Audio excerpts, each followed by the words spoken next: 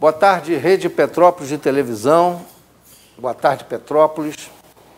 Olá, amigo internauta que nos acompanha por todos os cantos do nosso planeta azul, inclusive pelo Facebook, por intermédio do aplicativo RPT Play. Está começando mais um programa da série Dossiê História, um programa eminentemente cultural. Nossa programação é transmitida ao vivo pelo Canal 10, Tech Cable, Rede Petrópolis Televisão, às quintas-feiras, a partir de 18 horas. A reprise deste programa você poderá assistir também no próximo domingo pela Rede Petrópolis Televisão, a partir de 9 horas da manhã. Em tempo real, pelo Facebook. Agora é só baixar o nosso aplicativo da RPT Play no seu celular em Play Store e nos assistirá em qualquer canto deste planeta. Nosso programa também está no YouTube. Para acessá-lo, basta que você digite no campo pesquisar o nome Dossiê História. Ao abrir a página, clique na logomarca e você terá acesso às nossas reprises em ordem cronológica. Já programas passados, são 5 anos de programação, com os mais variados temas, sempre direcionados à informação de notícias do momento, temas históricos e culturais, temas políticos, referencial à pesquisa acadêmica ou entretenimento do próprio internauta.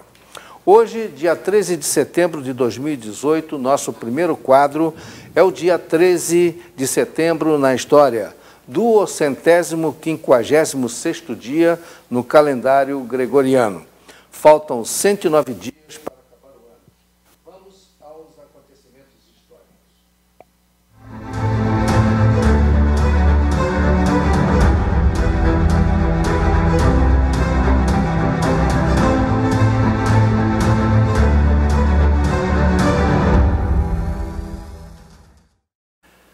1500, no dia 13 de setembro de 1500. 13? Eu estou no dia 13 ainda. Então, dia 13 de setembro.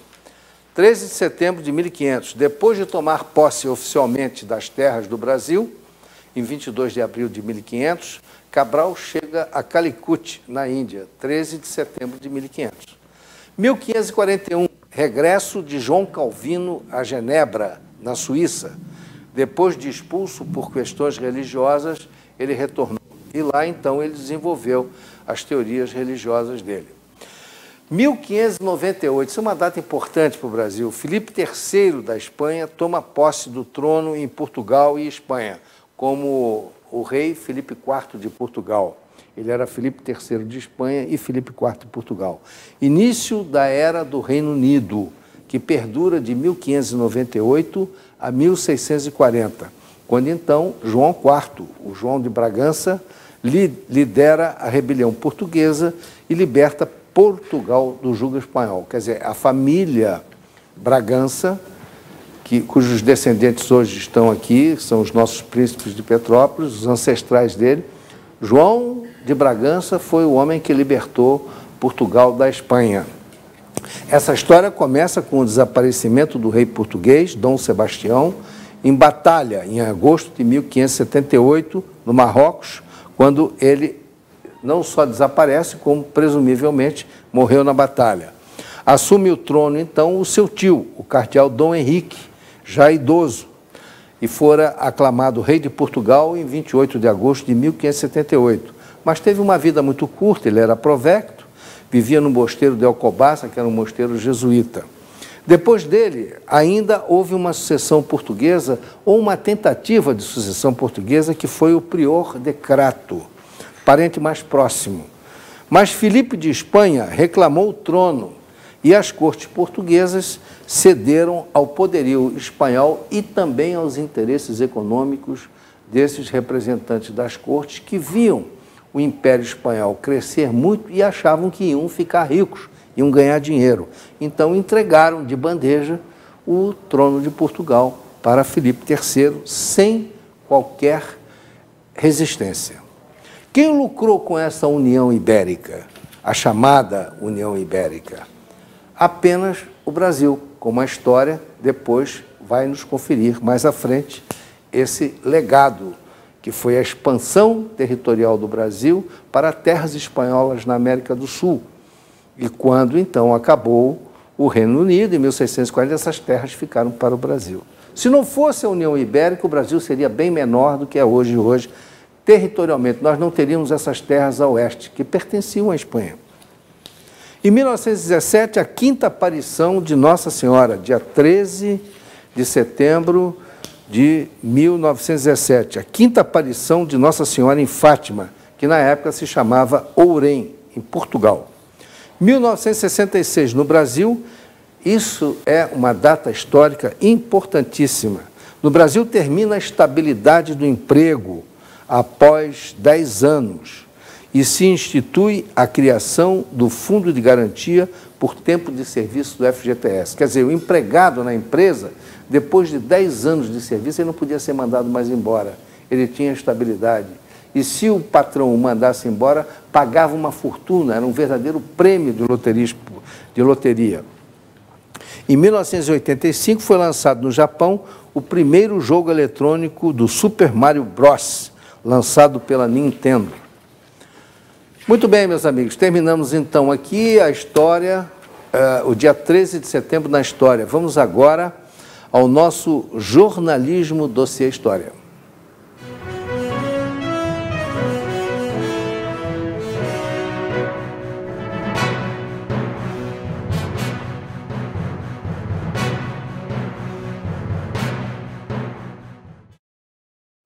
Jair Bolsonaro foi submetido a uma cirurgia de emergência após sentir náuseas e distensão intestinal na tarde desta quarta-feira última.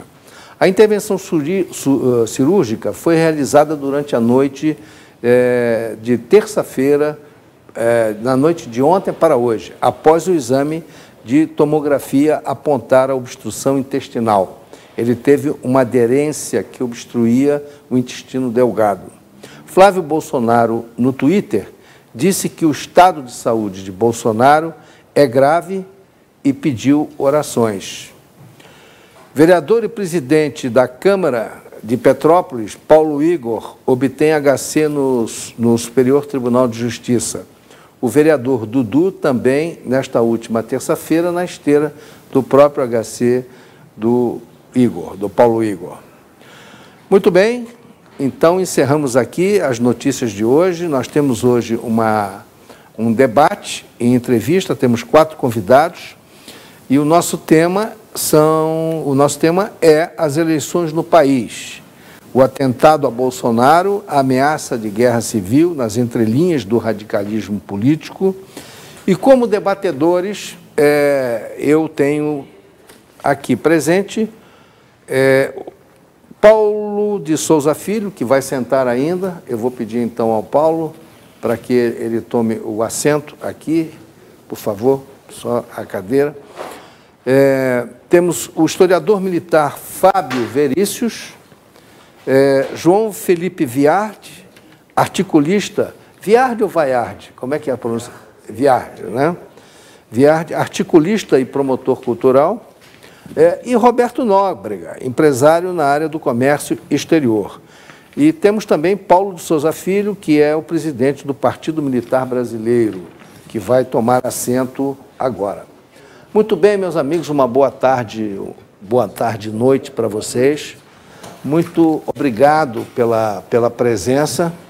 E o nosso tema é realmente um tema preocupante, porque estamos tomando conhecimento de situações cada vez mais violentas, como um corolário, uma decorrência natural daquele radicalismo que preconiza a violência através das palavras. A palavra, ela é muito forte, ela é muito profunda. Então, quando a palavra se transforma em ameaça de violência, mais cedo ou mais tarde, a violência na prática acaba acontecendo. Nós estamos vivendo um momento de violência eleitoral, onde um candidato a presidente da República foi esfaqueado em plena rua, numa manifestação de apoio gigantesca que eu nunca vi na minha vida. Olha que eu acompanho política desde a década de 50. Eu trabalhei na campanha, viu, Nóbrega, do Juarez Távora, que Marechal Juarez Távora, que era candidato a presidente da República e concorreu com Juscelino Kubitschek. Eu era um garoto de 6, 7 anos, estava no palanque, ele abraçado comigo, fazendo um discurso em Florianópolis, que eu acompanho política desde aquela época. E eu nunca vi. Historicamente, me parece, aqui o Fábio pode até me corrigir, mas me parece que teve um candidato da Primeira República, nos idos de 1915, 1920, por aí, que sofreu também uma ameaça. E teve um presidente da República, uma tentativa de esfaqueamento, né? E acabou um general se colocando na frente dele e faleceu. Prudente de Moraes. Prudente de Moraes, né? E esse general era um herói lá da Guerra de Canudos. Um herói não, né? Era um general que participou da campanha de Canudos. Ele faleceu. Ele faleceu. Para salvar o presidente. Foi, exatamente. Então, nós estamos revivendo, e depois disso não tivemos mais nenhuma ameaça de morte a nenhum presidente. Que sabemos, não. Hein? Que sabemos, não. Não, historicamente não houve, pelo menos como fato consumado não houve. Sim, existem alguns cochichos, mas fixamente na história, não. Não, esse é o primeiro. Pois é.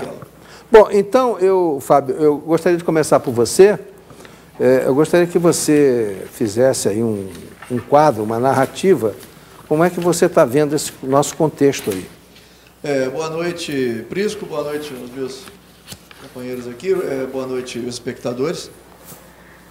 O que está acontecendo nesse momento é a radicalização normal de um grupo de esquerda que está saindo do poder, está perdendo o poder.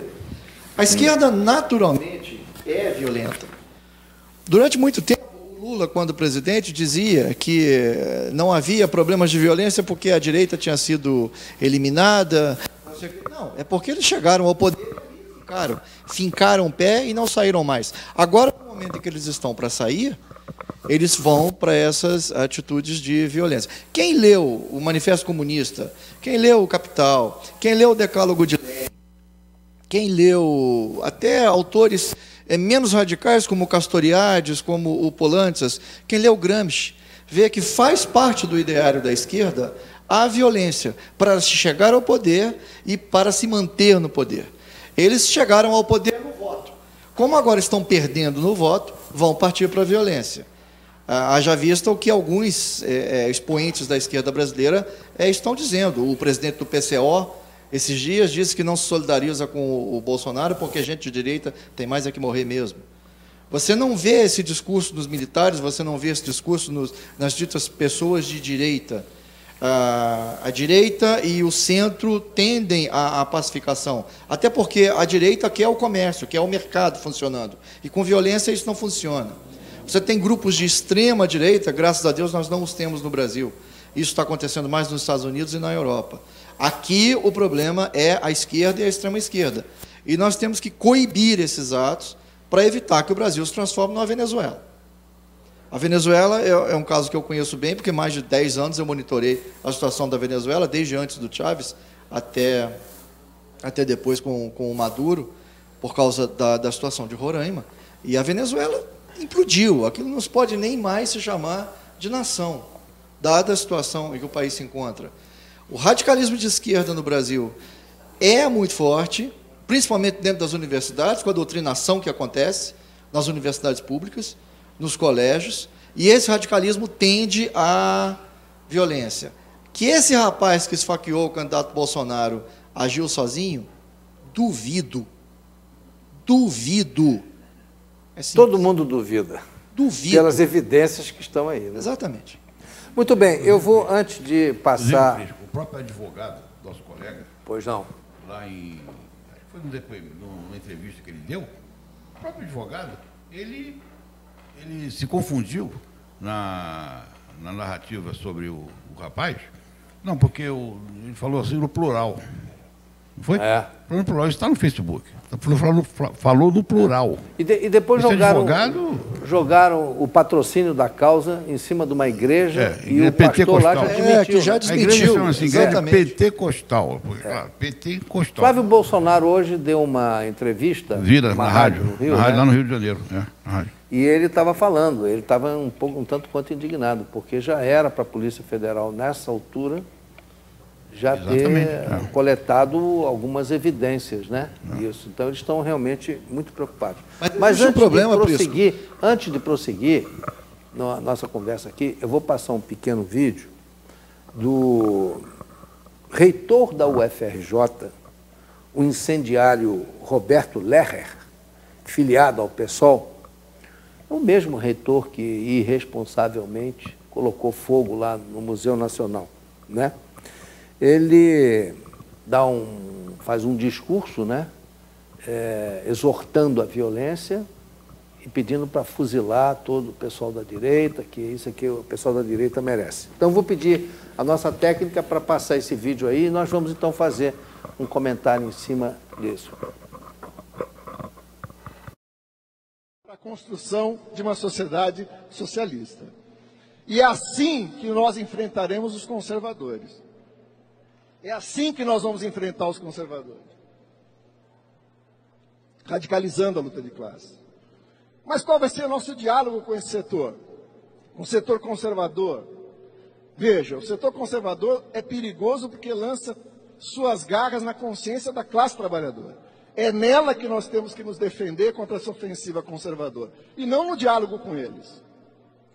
E eu espero contribuir com isso que o Gramsci chamava de intransigência, com um pequeno poeminha final do Brecht, do Bertolt Brecht, que dizia numa situação onde alguém da direita, ao ser flagrado no seu trabalho miserável de fazer o jogo da direita, pelos trabalhadores, tentava argumentar com os trabalhadores que, no fundo, ele tinha posições de direita, mas ele era uma pessoa boa, né?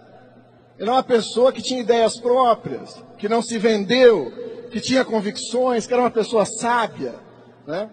E o Brecht, então, responde nesse poema o seguinte: é verdade, você é uma pessoa boa, porque tem convicções, mas quais são essas suas convicções? Você diz que é sábio, mas a quem serve a sua sabedoria? E contra quem ela é usada? Você diz que tem amigos, mas você tem amigos entre as pessoas que são boas ou entre os adversários? Você diz que não pode ser comprado, mas um rio que arrasa tudo numa inundação, ou um raio que fulmina uma casa, também não pode ser comprado.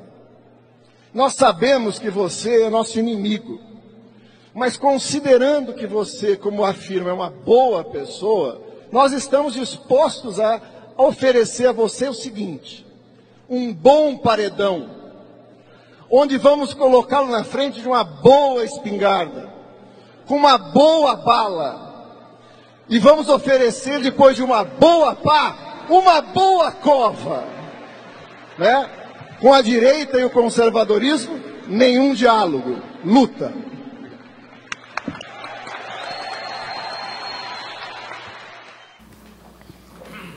Bom, meus amigos, então, está dando eco aí, espera só baixar o volume um instantinho.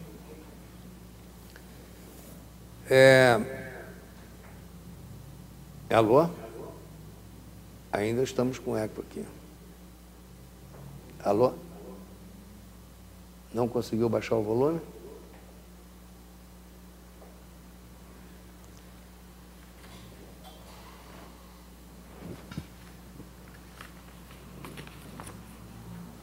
Alô, Michel? O jovem aqui não está conseguindo, não.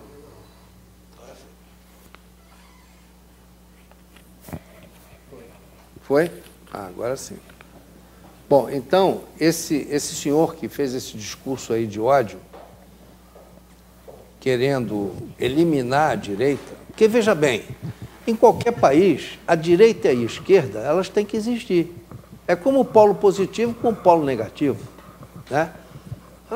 Na religião existe o Deus bom e existe o diabo, existem então sempre as extremidades, né? Então, o que acontece? O que é a democracia, né? A democracia é a alternância de poder, são o embate político dos grupos, a visão de ideia. Então, tem que existir a esquerda, tem que existir a direita. Agora, o que quer a esquerda? Segundo o discurso do Lehrer, ele quer matar a direita. Quer dizer, então, ele não quer democracia, ele quer o regime do partido único. Mas esse sempre foi o discurso do PSOL. No caso específico do PSOL, não há novidade. Ele sempre foi. Mas nós estamos exatamente analisando isso, para ver a que ponto que chegou a não democracia com o nome de democracia. João? É verdade. Muito boa noite a todos. É verdade. Na verdade, o nosso amigo acabou na fala inicial dele, o Fábio, ele resumiu bem o problema, né? Chegaram ao poder, tinham uma proposta de chegada ao poder e não querem largar o poder, né? Porque parece que todo esse grupo gigantesco, né,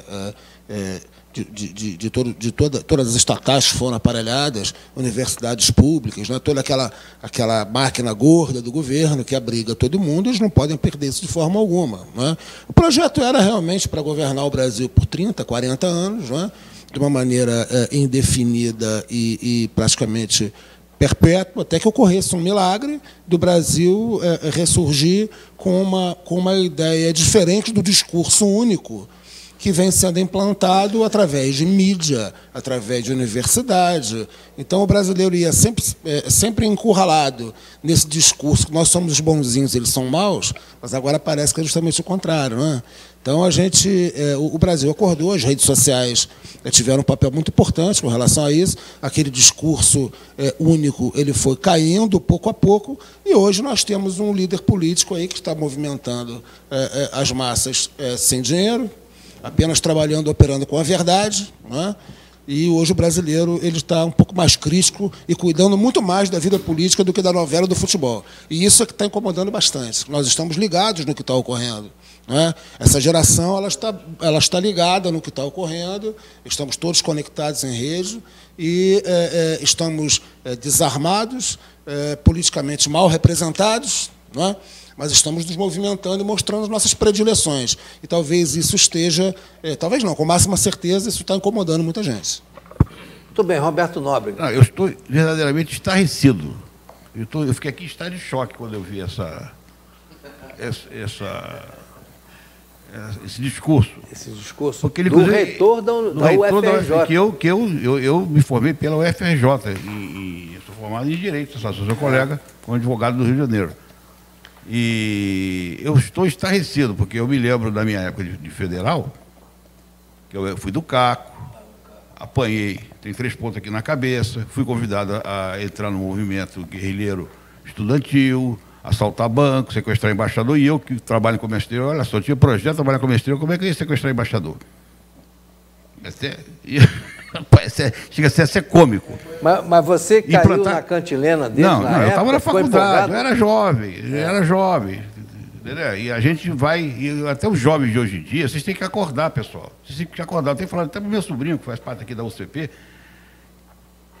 qual é filho do irmão, e na UCP, falando com ele, comentando com ele sobre relações internacionais, com o que era, na época, do governo militar, de ditadura, que fala de ditadura, nunca tivemos de ditadura, a gente tem um regime correto, certo. E eu era, como na juventude, era contra.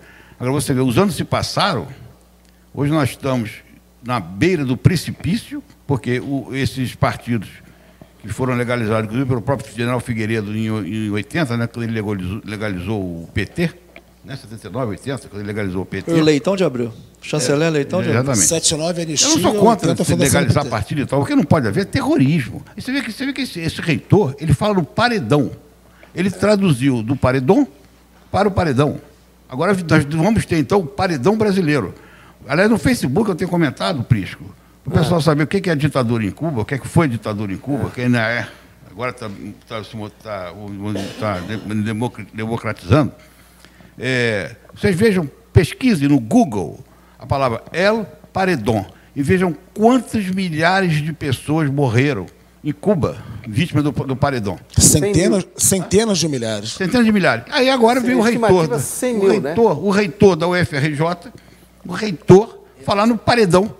Esse camarada é louco, é um alucinado. Eu queria encontrar com ele pessoalmente. O senhor foi treinado em Cuba? Ele é um incendiário, foi ele que só quer incendiar, tocar fogo no país. Nacional.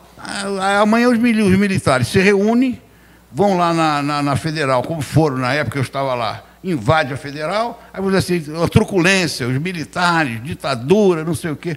Meu Deus do céu, esse país estão querendo tocar fogo no país. Está vendo? Eu não sabia disso. Esse é o grande perigo. Eu estou em estado aqui eu estou aqui, você não sei nem o que eu falo. Ver um reitor de uma universidade federal falar em paredão. Isso aí é pinto, perto do que a gente tem visto. Não, eu gravei um vídeo ontem, de alguns minutos, falando sobre 60, botei o título do vídeo assim, 64 a 85, quando o presidente Figueiredo liberou tudo, entregou o bastão ao Sarney, infelizmente. Eu gravei esse vídeo falando sobre o período, né? De 64 até 85. Na Revolução eu tinha 14 anos, estava interno aqui no colégio interno, em Petrópolis, na época. Então, eu gravei esse vídeo. Não tive coragem de botar ainda. Agora eu vou botar. Agora eu vou fazer outro. Vou fazer outro. Pessoal, se cuidem. Nós estamos na beira de estourar uma guerra civil. Eles estão querendo uma guerra civil. É o nosso tema de hoje. Nós estamos à beira de uma guerra civil. O que nós queremos mostrar é que nós estamos às vésperas de uma guerra civil. Uma guerra civil, porque... E será historicamente o maior de todos os conflitos da nossa história, desde o primeiro reino, desde o primeiro império. E a Benedita também, a deputada aqui do Rio, a Benedita, não foi? Tá bom. Roberto, deixa eu passar para o Paulo, aí na outra rodada, se você quiser, você complementa. Paulo de Souza Filho, que é o presidente do Partido Militar Brasileiro, é isso mesmo, né? PMBR, é a sigla. BRAS. É PMBRA. BRAS. Presidente do Partido Militar Brasileiro de Petrópolis. Muito bem. Uma honra te receber aqui, viu? Muito obrigado. E amigo de longa data. Barbaridade. Então, eu te pergunto, Paulo, como é que você está vendo Você que é militar, você é da Aeronáutica. Força Aérea. E como é que você está vendo esse contexto atualmente, essa radicalização e essa explosão de violência que antes eram nas palavras do reitor e agora essas palavras estão se traduzindo em prática de violência pela esquerda radical. Nós não estamos vendo a direita mobilizada em violência. A direita ficou subjugada durante 32 anos à esquerda e não teve nenhum ato, nenhum atentado promovido pela direita à esquerda. Não teve nenhum. E agora, nem a direita ainda conseguiu tomar o poder pelo voto, né? E já estão querendo eliminar o único candidato de direita que nós temos na eleição. Então, verdade. Como é que você vê esse contexto aí, Paulo? Prisco, obrigado por ter me convidado para vir participar do nosso programa, o teu programa. Assim como o nobre colega que está aqui do meu lado, eu também fui filho da UFRJ, do Largo do Caco. Fui o sócio fundador da Atlética, eu sou o sócio fundador da Atlética no Largo do Caco. Fui monitor de Direito Penal na UFRJ, na Faculdade de Direito. Fui o precursor, na época, na Casa do Trabalhador, que hoje temos toda essa estrutura legal favorecendo ao cidadão contra os abusos que fazem nas negociações. Então, é um prazer estar contigo, com os teus telespectadores, fazendo um retorno rápido. Falou-se em um reitor incendiário. A pergunta que eu não consigo parar de pensar é: aonde está o acervo que valia milhões de dólares? Que foi vamos encontrar os resquícios, porque me faz lembrar a saída de um presidente de Brasília que levou 18 caminhões, 18 containers com caminhões, e estão ainda guardados. com as obras de artes que não eram do cidadão, e sim do povo brasileiro? Bom, e as obras de artes deste museu que pegou fogo de uma forma assim tão violenta? Vamos lá. Com referência ao FRJ, não me causa muita espécie de espanto as palavras do reitor, porque eu participei efetivamente da campanha de um candidato a reitor na UFRJ, e o Paulo Alcântara, e eu consegui, dentro da área do direito, eu sempre fui um cidadão incisivo, e eu não admito me tolherem com referência à minha liberdade de expressão e à minha liberdade de arrecadar as pessoas para junto de mim, ou arrebanhar as pessoas para junto de mim. Eu saí de uma situação de 2 votos na Faculdade de Letras para uma situação de 28 votos, porque eu enfrentei a radicalização da esquerda dentro de letras, e o pessoal ficou pasmo pela quantidade, não em número, e sim em percentual, de 2 votos para 28 votos. E eu, da Faculdade de Direito, apanhei, levei pancada nas costas, levei soco na cabeça, porque eu estava trazendo o Paulo Alcântara para o nosso lado, tanto que o Paulo Alcântara foi eleito pela Faculdade de Direito da FRJ. Agora vamos à parte, no caso de letal, né, do nosso país, que está levando o nosso país a esse problema. Nós não devemos nos esquecer que um decreto, há 2 diazinhos atrás, antes do Lula passar a presidência para Dilma, ele fez aquele decretinho onde ele tentou controlar a mídia, a televisão escrita, e também estava tentando dar direito aos invasores de terra, onde, quando houvesse uma invasão, o proprietário imediatamente perderia o direito a se levantar contra o invasor. Quando a lei diz que se você, em até 24 horas, você retomar a tua terra, você pode usar da força. Então é uma situação que nós estamos vivendo no país, realmente uma catástrofe para o nosso país, se isso for levado a cabo, no sentido de uma guerra civil. As pessoas não sabem, tem uma música, uma letra de um hino onde fala que a paz eu quero com fervor, a guerra só me causa dor. Pessoas, meus amigos brasileiros, petropolitanos, cidadãos... Hino do Exército. Sim, do Exército. Por gentileza, os senhores não sabem o que significa uma guerra. Vamos lembrar Cuba. Cuba está tão maravilhosa, só que antes de Fidel Castro, Cuba era o primeiro país, foi o primeiro país norte-americano que teve telefone.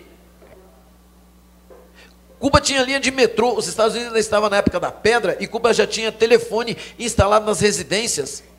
Bom, hoje nós vemos o que? Carros de 1900 de outrora. Hoje nós vemos, assim, eu dei uma passadinha por Cuba e eu não consegui ver nenhum homossexual, lésbica ou gay, no caso com sainha curta, vamos dizer assim, se colocando como os nossos brasileiros se colocam, com tão tranquilidade, e eu olho e eu os admiro. Eu, particularmente, como cidadão, fui o mestre de cerimônia de um casamento gay, do Mazinho e do Fabiano, 2 homens. Porque o pastor, por causa de uma tempestade que houve, o pastor não apareceu. Sendo eu advogado, ele recorreu a mim. É meu amigo. Eu não tenho nada contra o homossexual. Mas lá em Cuba, fuzilaram os homossexuais. Ele é preso. Mas muitos foram fuzilados. Não existe esse tipo de... Essas pessoas são eliminadas da sociedade em Cuba. Eliminadas da vida, eles foram fuzilados também. Eles são eliminados, eles são pegos e presos. Na atual conjuntura não existe a liberdade. O Brasil é o país mais lindo do mundo. As pessoas não vêm para o Brasil por causa da tecnologia, as pessoas vêm pelo espírito do brasileiro, de ser um cidadão cordato, um cidadão feliz. Vocês não sabem o que significa a guerra, o que significa uma revolução num país. Barbaridade. Muito bem, então vamos agora ao segundo vídeo, para a gente fazer outra rodada, tá? Eu vou agora apresentar um vídeo do Encontro da Juventude Socialista no Nordeste. A Juventude Socialista, que eu há pouco tempo tomei conhecimento dela, fui fazer uma pesquisa, eu fiquei apavorado com isso. Essa é uma das causas do voto em massa ao PT, a Juventude Socialista. O PT é um partido extremamente inteligente e estratégico. Olha, tem que tirar o chapéu para eles. Essa Juventude Socialista está aqui em Petrópolis, nos arredores de Petrópolis, nas comunidades, em todo local tem um foco de juventude socialista. São cooptados crianças, adolescentes e pós-adolescentes, e eles se reúnem semanalmente, discutem as questões do país, fazem a doutrina, alguns são treinados para a guerra, tem exercício de tiro, pelo que eu estou sabendo. Olha, gente, isso é um foco. Assim como durante o regime militar houve, não sei se por preguiça, por desleixo, os governos militares deixaram a educação na mão dos professores comunistas. E o ensino no Brasil, o corpo docente no Brasil, não são todos, hein, eu não vou generalizar, mas uma grande parcela, talvez até a maioria, do corpo docente de professores no Brasil, hoje é da esquerda. São uns monstros que estão transformando a cabeça dos nossos jovens. Eu conheço muitos pais que lutam, vão todo dia ao colégio reclamar coisas que professores fazem com seus filhos. Está uma situação incrível. Eu conheço casos aqui de gente que é da direita assumida, como o próprio Fábio, que foi impedido de fazer um curso mestrado porque a tese dele não tinha nada de socialista. Então, nós vamos ver esse vídeo, que é um encontro no Nordeste de jovens socialistas do mundo, cantando, não é o hino nacional, não, estavam cantando o hino da Internacional Socialista. Então, é uma preparação psicológica para a Revolução Armada e tornar os países hegemônicos de esquerda. E tudo isso financiado com dinheiro público roubado e desviado. Aqueles jovens que estão lá, que vocês vão ver agora no vídeo, a viagem, estadia, tudo pago com dinheiro que foi roubado pelo PT, e uma parte vai para essas organizações sociais que foram sustentadas durante anos pelo PT no governo. Vamos lá, vamos ao vídeo.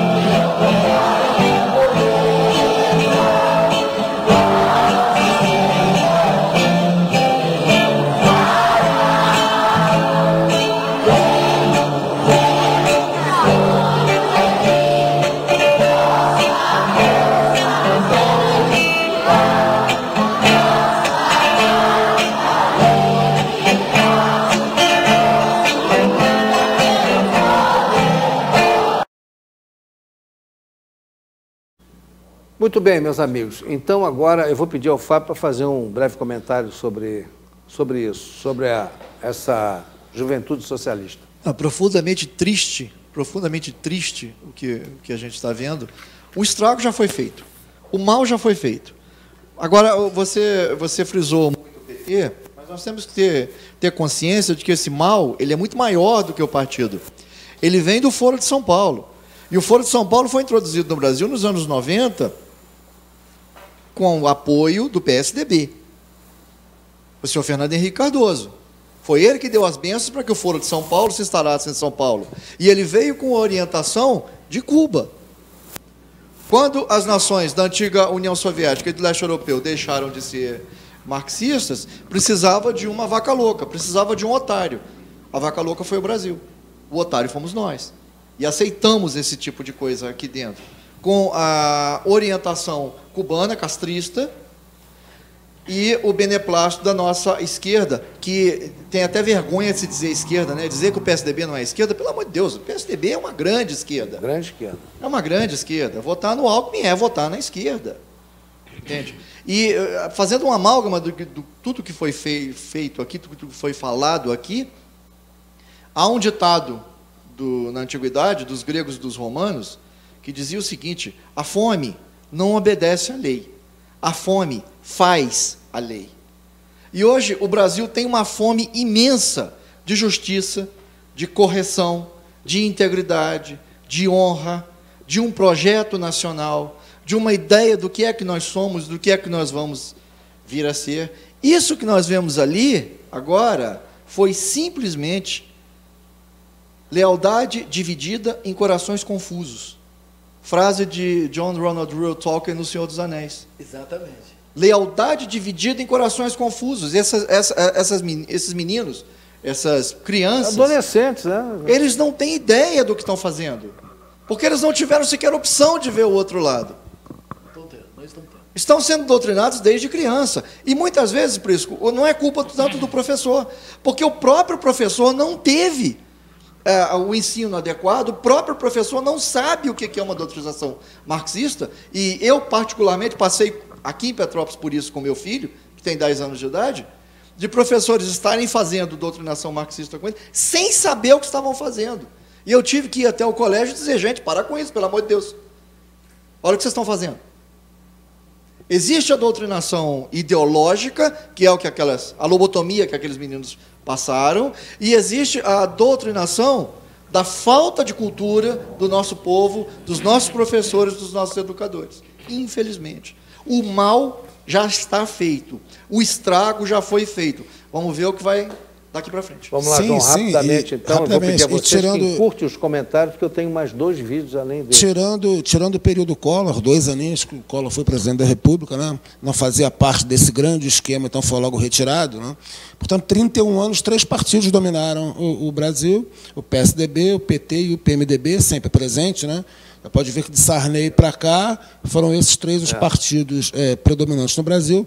Inclusive, recomendo que assistam na internet os episódios gratuitos do Brasil Paralelo, Congresso Brasil Paralelo, que trata muito bem desse assunto. E com essas três linhas se alternando no poder, dando a entender que o PSDB talvez fosse oposição à direita, mas nunca foi, faz parte também da esquerda, dita centro-esquerda, né? Mas sempre de acordo com o mesmo conteúdo programático. É uma mesma linha com 3 vezes. Exatamente. Então, fizeram realmente isso sim, isso influenciou muito negativamente, principalmente na educação, porque aí já vem a base gramsciana revolucionária.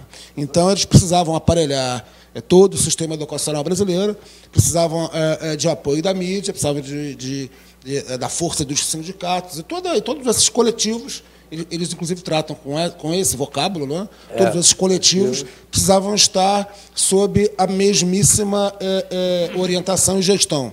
E chegamos até aqui. Eu costumo perguntar, você, eleitor, né, vai votar na esquerda de novo? Qual foi o legado que a esquerda nos deixou? A única coisa que prestou nessa história toda ainda foi o Plano Real.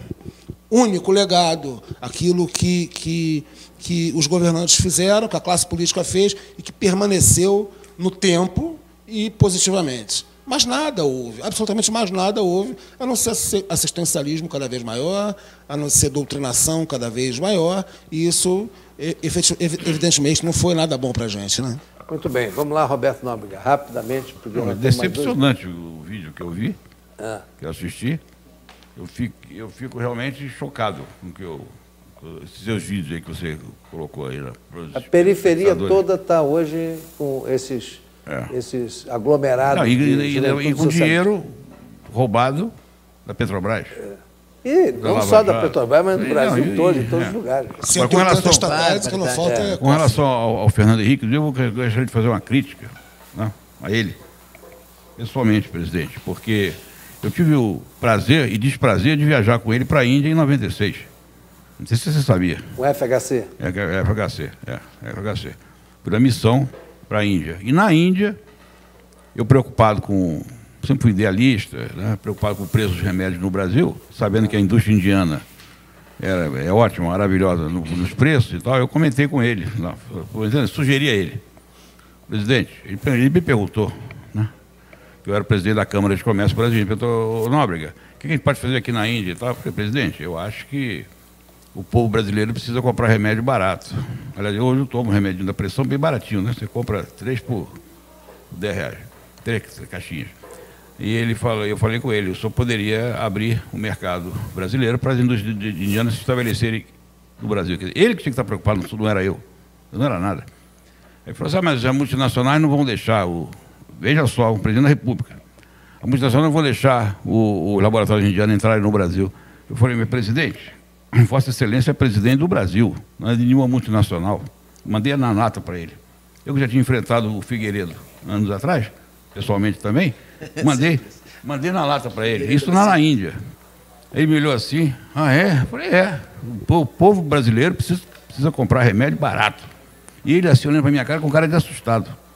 Presidente da República, rapaz. Você acredita nisso?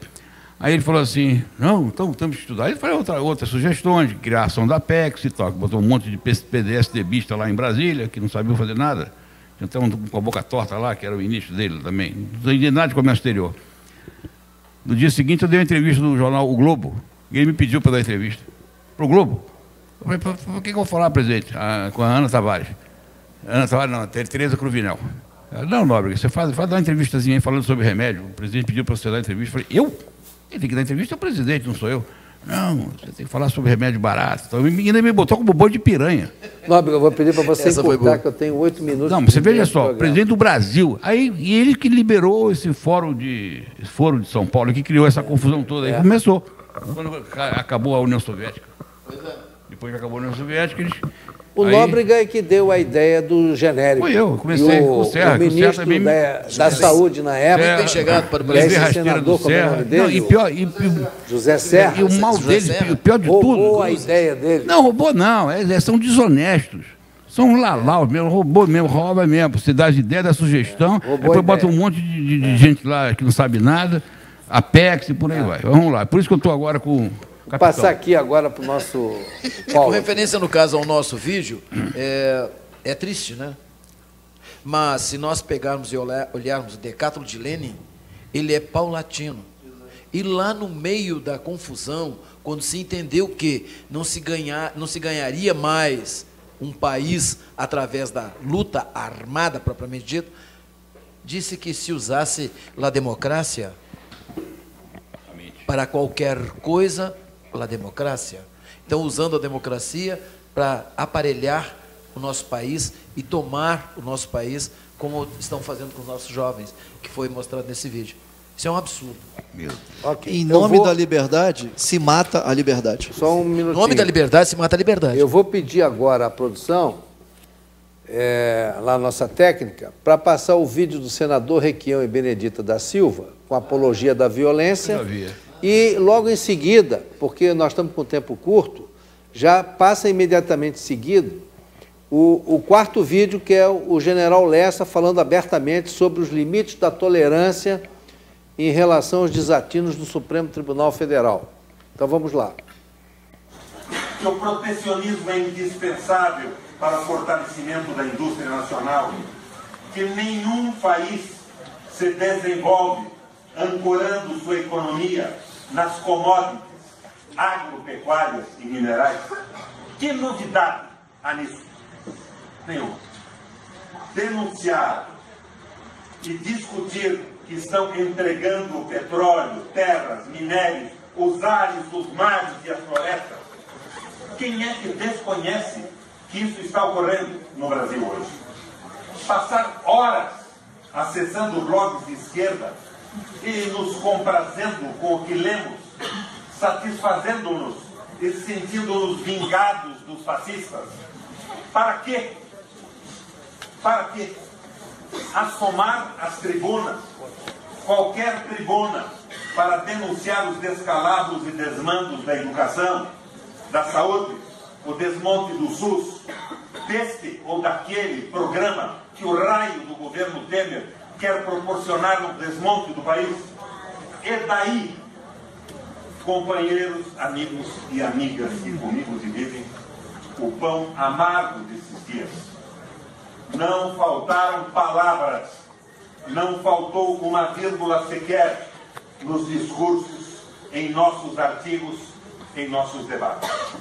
Dissemos tudo, uma, duas, 1000 vezes. O que então estamos esperando para cruzar o rio, para jogar a cartada decisiva de nossas vidas?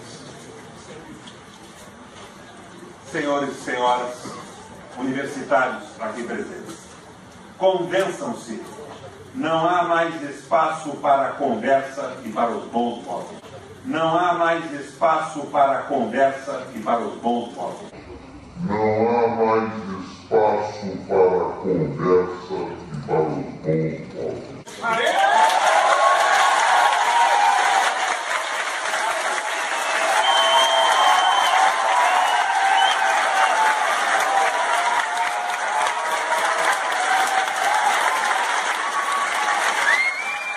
Olha, eu sempre fui contra e continuo sendo contra a intervenção militar.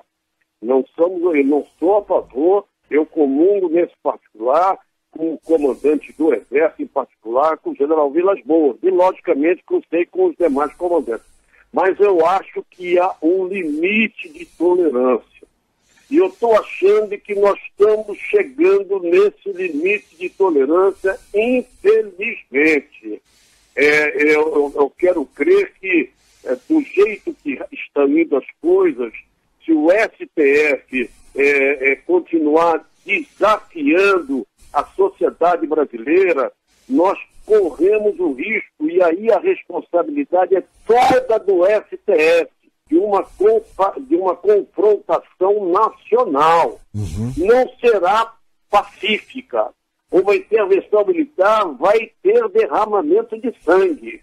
Infelizmente, é isso que a gente receia, mas ela não vai ser pacífica, ela não vai ser resolvida na palavra, ela não vai ser resolvida em criação de leis de última hora, ela vai ser resolvida na bala, com mortes, com feridos, e o STF está sendo um grande estimulador desse estado de coisa para um homem que já está condenado há 12 anos. Ele não é nem absoluto, vamos dizer, inocente. Ele já está condenado há 12 anos e um mês. Ele já foi condenado em primeira instância, ele já foi condenado em segunda instância, ele já foi condenado em terceira instância também por unanimidade, 5-0. Em segunda instância por 3-0. O que mais que o STF quer, minha gente?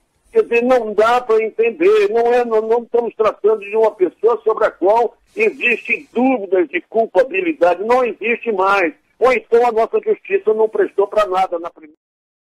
Muito bem. Eu tenho 2 minutos de programa, então rapidamente. Pode seguir aí a sequência aí, já se despedindo. Essa entrevista do general, ela foi feita antes do julgamento do STF e do Tribunal Eleitoral, tirando o Lula. Período exatamente. O que ele estava dizendo é que nós poderíamos chegar a este ponto se o STF não tivesse noção do que fazer. Graças a Deus não chegamos. Eu conheço o general Lessa, ex-comandante do Comando Militar da Amazônia, um patriota, um homem íntegro e que quer a paz desse país. O que eu quis mostrar foi o enfoque de posições radicais. Claro. Que isso pode levar a uma guerra civil. O general foi muito claro nesse ponto. Muito obrigado. Eu, sinceramente, eu não pensei que ia viver para ver isso, né? Esse estado de coisas. Eu só espero que as forças democráticas reais do Brasil, que executivo, legislativo, judiciário, se ajeitem, porque senão a única opção, o limite, será realmente o Exército Brasileiro intervir. Beleza. Nós temos que tentar fazer... Rapidamente, tá? Tem 1 minuto desarmar os espíritos. Não sei como, mas tentar desarmar os espíritos. Perfeito. No tocante ao que o general falou, certo? Eu espero que nós, brasileiros, sempre pensemos na paz, porque o cidadão é dono do nosso país. E sendo dono do nosso país, ele vai optar por não haver derramamento de sangue. Nós somos de paz, independentemente de que lado possamos ser. Nós, da direita, somos de paz. Muito bem. Meus amigos, estamos terminando mais um programa Dossiê História. Muito obrigado pela audiência, pela paciência de vocês em nos ouvir, mas o tema é muito importante. Quero só lembrar vocês que este programa será reprisado domingo, às 9 horas da manhã, e também em horários aleatórios a critério da emissora, porque o programa também tem entrado em outros dias. Uma boa noite a todos e até a semana que vem com uma próxima atração.